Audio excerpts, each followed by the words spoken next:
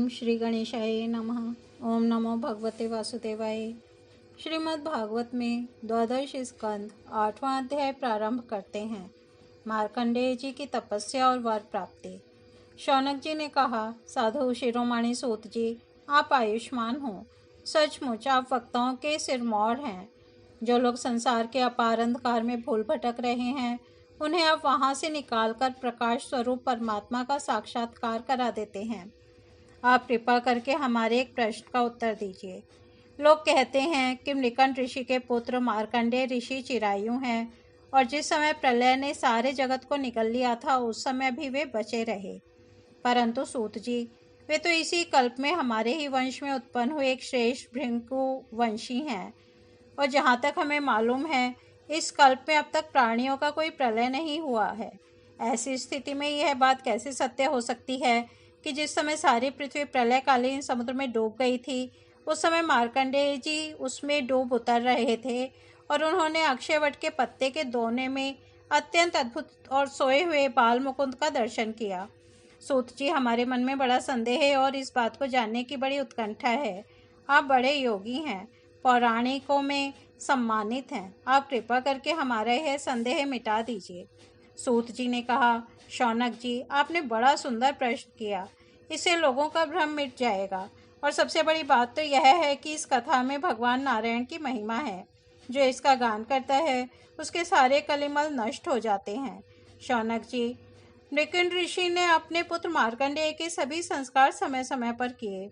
मार्कंडेय जी विधिपूर्वक वेदों का अध्ययन करके तपस्या और स्वाध्याय से संपन्न हो गए थे।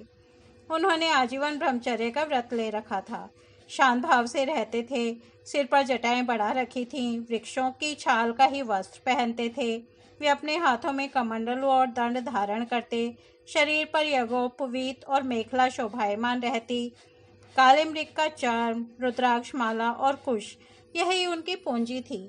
यह सब उन्होंने अपने आजीवन ब्रह्मचर्य व्रत की पूर्ति के लिए ही ग्रहण किया था। वे सायंकाल और प्रातःकाल अग्निहोत्र, सूर्योपस्थान, गुरुवंदन, ब्राह्मण सत्कार, मानस पूजा और मैं परमात्मा का स्वरूप ही हूँ, इस प्रकार की भावना आदि के द्वारा भगवान की आराधना करते। सायं प्रातः भिक्षा लाकर गुरुदेव के चरणों में निवेदन कर देते और मौन हो जाते। गुरु जी की आज्ञा होती तो एक बार खा लेते, अन्यथा उपवास कर जाते। मार्कंडेय जी ने इस प्रकार तपस्या और स्वाध्याय में तत्पर रहकर करोड़ों वर्षों तक भगवान की आराधना की और इस प्रकार उस मृत्यु पर भी विजय प्राप्त कर ली जिसको जीतना बड़े बड़े योगियों के लिए भी कठिन है। मार्कंडेय जी के मृत्यु विजय को देखकर ब्रह्मा, भृगु, शंकर, दक्ष प्रजापति, ब्रह्मा जी के अन्य पुत्र और मनुष्य, देवता, पितर एवं अन्य सभी प्राणी अत्यंत विस्मित हो गए। आजीवन ब्रह्मचर्य व्रतधारी एवं योगी मार्कंडेय जी इस प्रकार तपस्या, स्वाध्याय और संयम आदि के द्वारा अविद्या आदि सारे कलेशों को मिटाकर शुद्ध अंतःकरण से इंद्रियातीत परमात्मा का ध्यान करने लगे। योगी मार्कंडेय जी महायोग के द्वारा अपना चित्त भगवान के स्वरूप में जोड़ते रहे। इस प्रकार साधन करते करते बहुत समय अर्थात 6 मनवंतर व्यतीत हो गए। ब्रह्मा ने 7वें मनवंतर में जब इंद्र को इस बात का पता चला, तब तो वे उनकी तपस्या से शंकित और भयभीत हो गए।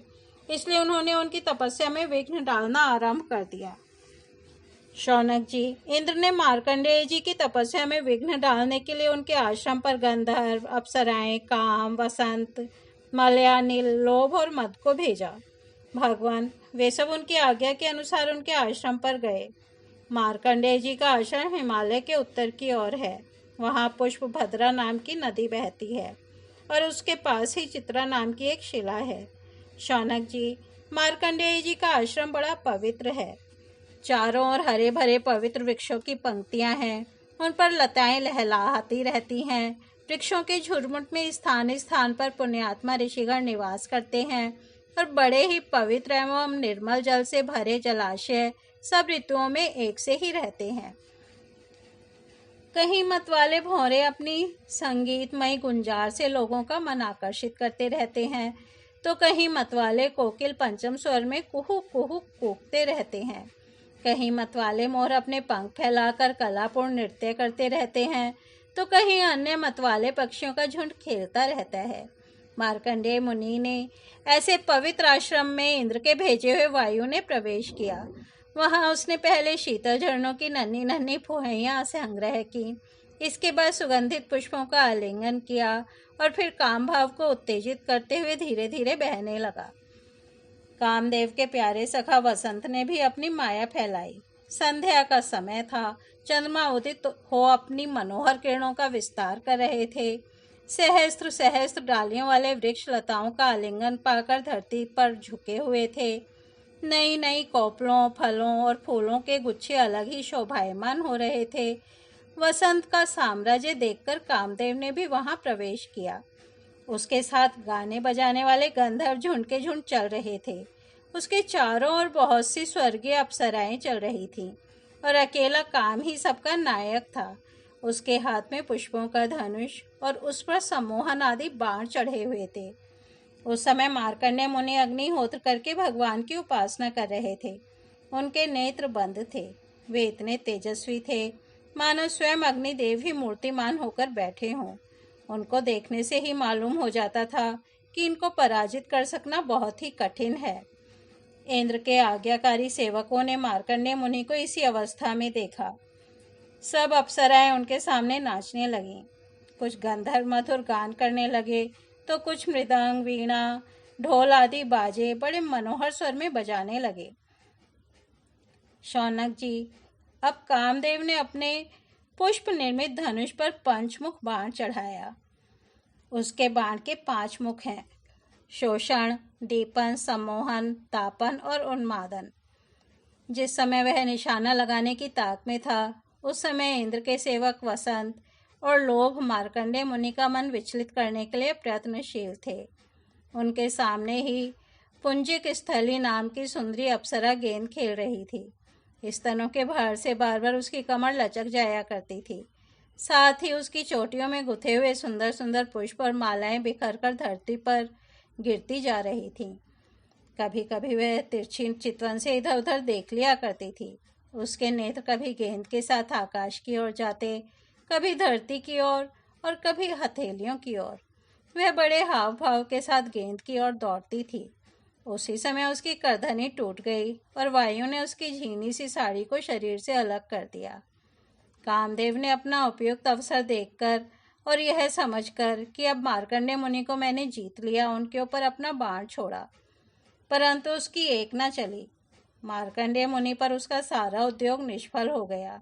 ठीक वैसे ही जैसे असमर्थ और अभागे पुरुषों के प्रयत्न विफल हो जाते हैं। शौनक जी, मार्कंडेय मुनि अपरिमित तेजस्वी थे। काम, वसंत आदि आए तो थे इसलिए कि उन्हें तपस्या से भ्रष्ट कर दें, परंतु अब उनके तेज से जलने लगे और ठीक उसी प्रकार भाग गए जैसे छोटे छोटे बच्चे सोते हुए सांप को जगाकर भाग जाते हैं। शौनक जी, इंद्र के सेवकों ने इस प्रकार मार्कंडेय जी को पराजित करना चाहा, परंतु वे रत्ती भर भी विचलित न हुए। इतना ही नहीं, उनके मन में इस बात को लेकर तनिक भी अहंकार का भाव न हुआ। सच है, महापुरुषों के लिए यह कौन सी आश्चर्य की बात है। जब देवराज इंद्र ने देखा कि कामदेव अपनी सेना के साथ निस्तेज हतप्रभ होकर लौटा है और सुना कि ब्रह्मर्षि मार्कंडेय जी परम प्रभावशाली हैं, तब उन्हें बड़ा ही आश्चर्य हुआ। शौनक जी, मार्कंडेय मुनि तपस्या, स्वाध्याय, धारणा, ध्यान और समाधि के द्वारा भगवान में चित्त लगाने का प्रयत्न करते रहते थे। अब उन पर कृपा प्रसाद की वर्षा करने के लिए मुनिजन नयन मनोहरी नरोत्तम नर और भगवान नारायण प्रकट हुए। उन दोनों में एक का शरीर गौरवर्ण था और दूसरे का श्याम। दोनों के ही नेत्र तुरंत के खिले हुए कमल के समान कोमल और विशाल थे। 4 भुजाएं थीं। एक मृग चर्म पहने हुए थे तो दूसरे वृक्ष की छाल। हाथों में कुश लिए हुए थे और गले में 3 सूत के यज्ञोपवीत शोभायमान थे। वे कमंडलू और बांस का सीधा दंड ग्रहण किए हुए थे। कमल गट्टे की माला और जीवों को हटाने के लिए वस्त्र की कूंची भी रखे हुए थे। ब्रह्मा, इंद्र आदि के भी पूज्य भगवान नर नारायण कुछ ऊंचे कद के थे और वेद धारण किए हुए थे। उनके शरीर से चमकती हुई बिजली के समान पीले पीले रंग की कांति निकल रही थी। वे ऐसे मालूम होते थे मानो स्वयं तब ही मूर्तिमान हो गया हो। जब मार्कंडेय मुनि ने देखा कि भगवान के साक्षात स्वरूप नर नारायण ऋषि पधारे हैं, तब वे बड़े आदर भाव से उठकर खड़े हो गए और धरती पर दंडवत लौटकर साष्टांग प्रणाम किया। भगवान के दिव्य दर्शन से उन्हें इतना आनंद हुआ कि उनका रोम रोम, उनकी सारी इंद्रियां एवं अंतःकरण शांति के समुद्र में गोता खाने लगे। शरीर पुलकित हो गया, नेत्रों में आंसू उमड़ आए, जिनके कारण वे उन्हें भर आंख देख भी न सकते। तदनंतर वे हाथ जोड़कर उठ खड़े हुए। उनका अंग अंग भगवान के सामने झुका जा रहा था। उनके हृदय में उत्सुकता तो इतनी थी मानो वे भगवान का आलिंगन कर लेंगे। उनसे और कुछ बोला तो न गया। गदगद वाणी से वे केवल इतना ही कहा, नमस्कार नमस्कार। इसके बाद उन्होंने दोनों को आसन पर बैठाया, बड़े प्रेम से उनके चरण पखारे और अर्घ्य, चंदन, धूप और माला आदि से उनकी पूजा करने लगे। भगवान नर नारायण सुखपूर्वक आसन पर विराजमान थे और मार्कंडेय जी पर कृपा प्रसाद की वर्षा कर रहे थे। पूजा के अनंतर मार्कंडेय मुनि ने उन सर्वश्रेष्ठ मुनि वेशधारी नर नारायण के चरणों में प्रणाम किया और यह स्तुति की। मार्कंडेय मुनि ने कहा, भगवान, मैं अल्पज्ञ जीव भला आपकी अनंत महिमा का कैसे वर्णन करूं। आपकी प्रेरणा से ही संपूर्ण प्राणियों, ब्रह्मा, शंकर और मेरे शरीर में भी प्राण शक्ति का संचार होता है और फिर उसी के कारण वाणी, मन तथा इंद्रियों में भी बोलने, सोचने, विचारने और करने जानने की शक्ति आती है। इस प्रकार सबके प्रेरक और परम स्वतंत्र होने पर भी आप अपना भजन करने वाले भक्तों के प्रेम बंधन में बंधे हुए हैं। प्रभु, आपने केवल विश्व की रक्षा के लिए ही जैसे मत्स्य, कूर्म आदि अनेकों अवतार ग्रहण किए हैं, वैसे ही आपने ये दोनों रूप भी त्रिलोकी के कल्याण, उसकी दुख निवृत्ति और विश्व के प्राणियों को मृत्यु पर विजय प्राप्त कराने के लिए ग्रहण किया है। आप रक्षा तो करते ही हैं, मकड़ी के समान अपने से ही इस विश्व को प्रकट करते हैं और फिर स्वयं अपने में ही लीन भी कर लेते हैं। आप चराचर का पालन और नियमन करने वाले हैं। मैं आपके चरण कमलों में प्रणाम करता हूँ। जो आपके चरण कमलों की शरण ग्रहण कर लेते हैं, उन्हें कर्म, गुण और कालजनित कलेश स्पर्श भी नहीं कर सकते। वेद के मर्मज्ञ ऋषि मुनि आपकी प्राप्ति के लिए निरंतर आपका स्तवन, वंदन, पूजन और ध्यान किया करते हैं। प्रभु, जीव के चारों ओर भय ही भय का बोलबाला है, औरों की तो बात ही क्या। आपके काल रूप से स्वयं ब्रह्मा भी अत्यंत भयभीत रहते हैं, क्योंकि उनकी आयु भी सीमित केवल 2 परार्ध की है। फिर उनके बनाए हुए भौतिक शरीर वाले प्राणियों के संबंध में तो कहना ही क्या है। ऐसी अवस्था में आपके चरण कमलों की शरण ग्रहण करने के अतिरिक्त और कोई भी परम कल्याण तथा सुख शांति का उपाय हमारी समझ में नहीं आता, क्योंकि आप स्वयं ही मोक्ष स्वरूप हैं। भगवान, आप समस्त जीवों के परम गुरु, सबसे श्रेष्ठ और सत्य ज्ञान स्वरूप हैं। इसलिए आत्मस्वरूप को ढक देने वाले देह, गेह आदि निष्फल, असत्य, नाशवान और प्रतीति मात्र पदार्थों को त्याग कर मैं आपके चरण कमलों की ही शरण ग्रहण करता हूँ। कोई भी प्राणी यदि आपकी शरण ग्रहण कर लेता है तो वह उससे अपने सारे अभीष्ट पदार्थ प्राप्त कर लेता है। जीवों के परम सुहृद प्रभु, यद्यपि सत्व, रज और तम ये तीनों गुण आपकी ही मूर्ति हैं। इन्हीं के द्वारा आप जगत की उत्पत्ति, स्थिति, लय आदि अनेकों मायामयी लीलाएं करते हैं। फिर भी आपकी सत्वगुणमय मूर्ति ही जीवों को शांति प्रदान करती है। रजोगुणी और तमोगुणी मूर्तियों से जीवों को शांति नहीं मिल सकती। उनसे तो दुख, मोह और भय की वृद्धि ही होती है। भगवान, इसलिए बुद्धिमान पुरुष आपकी और आपके भक्तों की परम प्रिय एवं शुद्ध मूर्ति नर नारायण की ही उपासना करते हैं। 5 रात्र सिद्धांत के अनुयायी विशुद्ध सत्य को ही आपका श्री विग्रह मानते हैं। उसी की उपासना से आपके नित्य धाम वैकुंठ की प्राप्ति होती है। उस धाम की यह विलक्षणता है कि वह लोक होने पर भी सर्वथा भय रहित और भोगयुक्त होने पर भी आत्मानंद से परिपूर्ण है। वे रजोगुण और तमोगुण को आपकी मूर्ति स्वीकार नहीं करते, भगवान, आप अंतर्यामी, सर्वव्यापक, सर्वस्वरूप, जगत गुरु, परमाराध्य और शुद्ध स्वरूप हैं। समस्त लौकिक और वैदिक वाणी आपके अधीन है। आप ही वेद मार्ग के प्रवर्तक हैं। मैं आपके इस युगल स्वरूप नरोत्तम नर और ऋषिवर नारायण को नमस्कार करता हूँ। आप यद्यपि प्रत्येक जीव की इंद्रियों तथा उनके विषयों में, प्राणों में तथा हृदय में भी विद्यमान हैं, तो भी आपकी माया से जीव की बुद्धि इतनी मोहित हो जाती है, ढक जाती है कि वह निष्फल और झूठी इंद्रियों के जाल में फंसकर आपकी झांकी से वंचित हो जाता है।